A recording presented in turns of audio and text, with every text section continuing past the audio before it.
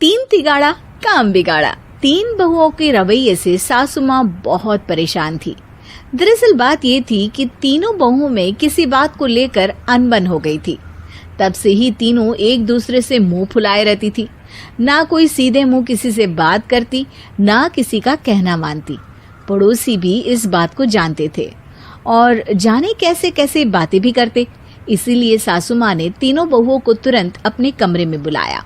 मैं कई दिनों से देख रही हूँ, तुम तीनों अलग अलग सारे काम कर रही हो। ये सब नहीं चलेगा, तीनों को मिलकर ही काम करना पड़ेगा। सास की बात सुनकर एकदम से बड़ी बहू बोल उठती है। नहीं मम्मी जी, मैं इन दोनों के साथ कुछ नहीं कर सकती। मैं इस घर की बड़ी बहू हूँ, फिर भी ये मेरा कहना बिल्कुल भी नहीं मानती। अरे जेठानी जी, जानबूझकर मुझे डबल काम करवाती है आप, और छोटी मुझसे टेढ़े मुंह ही बात करती है। इन दोनों के बीच हमेशा सैंडविच बन जाती है मेरी, और मैं हमेशा आलू की तरह बीच में मसली जाती हूँ। मम्मी जी, इन दोनों को लगता है कि मैं छोटी हूँ तो इनके पैरों तले दब जाऊंगी, लेकिन नहीं, मेरा भी उतना ही अधिकार है जितना इन दोनों का है। बड़ी आई दोनों मेरी चुगली करने के लिए, मुझे क्या कम समझ रखा है। तीनों बहू एक दूसरे से बहस करने लगती है और सास दोबारा ये देखकर टेंशन में आ जाती है और सबसे कहती है, चुप हो जाओ, अब से तुम तीनों सारे काम एक साथ करोगी, आंख बंद करके एक दूसरे की बात सुनोगी। तुम तीनों इस बात को गांठ बांध लो, वरना अगली छुट्टियों में तुम्हारा अपना मायके जाना कैंसिल। सास की बातें सुनकर डर के मारे तीनों हामी भर देती हैं।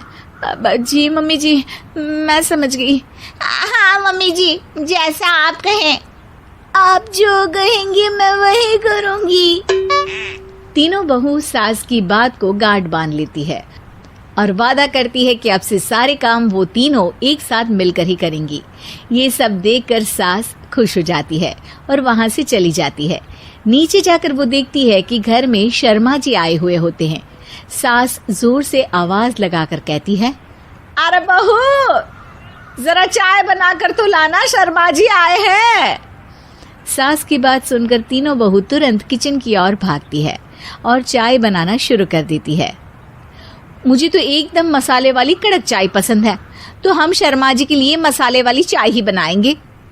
अरे नहीं दीदी, गर्मी के मौसम में मसाला चाय कौन पीता है? मैं तो शर्मा जी के लिए इलायची वाली चाय ही बनाऊंगी। ये कैसी बात कर रही हैं आप दोनों? मेरी मम्मी ने सिखाया है कि मेहमान को ज्यादा दूध और शक्कर वाली चाय देनी चाहिए, वरना वो घर वालों को कंजूस समझते हैं। तो मैं तो शर्मा जी को ऐसी ही चाय दूंगी। तीनों बहुएं अपने अपने तरीके से चाय में शक्कर, मसाला, पत्ती सब डाल देती है। उबलने के बाद तीनों मिलकर चाय बाहर लेकर जाती है और शर्मा जी और सासू माँ को देती हैं। चाय पीने के बाद शर्मा जी सासू माँ को देखकर शर्मा जाते हैं और शर्मिंदा महसूस करते हैं कि आखिर उन्होंने चाय पीने के लिए हामी क्यों भरी। सासू माँ भी चाय पीना शुरू करती है और कहती हैं, अरे बहू, ये कैसी चाय बनाई है? चाय है या मीठे दूध की बासुंदी? हाँ, चाय अच्छी नहीं लगी क्या? कोई बात नहीं, हम पराठा बनाकर लाते हैं। चलो चलो अंदर। हाँ चलो। हाँ, आती हूँ मैं भी। नहीं, मेरा पेट चाय ने ही चौपट कर दिया, वही काफी है। पराठे से पोपट नहीं करवाना, मैं तो चलता हूँ। शर्मा जी चुपचाप पतली गली से निकल जाते हैं। अगले दिन सास बहुओं से कहती है, अरे बहू, जाओ जाके ऊपर के गेस्ट हाउस की सफाई कर दो। कल हमारे यहाँ मेरे दूर के रिश्तेदार आने वाले हैं, तो पूरे कमरे को चमका देना, समझी? तीनों बहू सास की बात को मानकर ऊपर सफाई करने चली जाती हैं और तीनों कमरे की सफाई चालू कर देती है। बड़ी बहू मकड़ी के जाले साफ करती है, तो बीच वाली झाड़ू लगाना और छोटी वाली सर्फ डालकर जमीन धोना शुरू कर देती है। अरे दीदी, जेठानी जी, अभी मैंने पूरी फर्श धोई और आप फिर से धूल नीचे गिरा रही हैं। और मछली जेठानी जी, आप बिना झाड़ू की धूल यहाँ छटक रही हैं। अरे तीनों को साफ करना है, एक साथ सफाई करते हैं ना। अरे वही तो, हम साथ साथ हैं, घर साफ साफ है। तीनों बहू ऐसे ही काम में उलझ जाती है और 2 घंटे तक एक ही कमरे की सफाई करती रहती है। बहुत देर से अपनी बहुओं को ना देखने के कारण सास ऊपर कमरे में उन्हें देखने जाती है, लेकिन कमरे में घुसती ही वो गीली फर्श पर फिसलने के कारण नीचे गिर जाती है। ओरी मोरी मैया, हड्डी मरोड़ के रख दी। आए मेरी तो कमर ही टूट गई रे।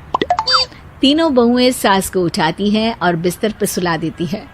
अरे मेरे हाथ पैर दर्द कर रहे हैं, दबा दो आराम मिलेगा।